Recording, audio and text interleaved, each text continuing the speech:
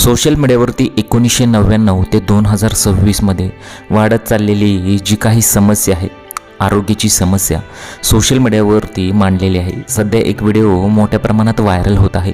या व्हिडिओमध्ये 1999 सालापासून ते 2026पर्यंत लोकांच्या जीवनशैलीत झालेला बदल स्पष्टपणे दाखवण्यात आलेला आहे.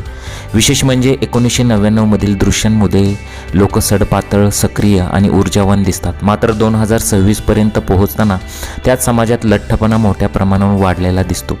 तज्ज्ञांच्या मते या बदलामध्ये सर्वात मोठं कारण म्हणजे बदललेली जीवनशैली आणि आहार पद्धती.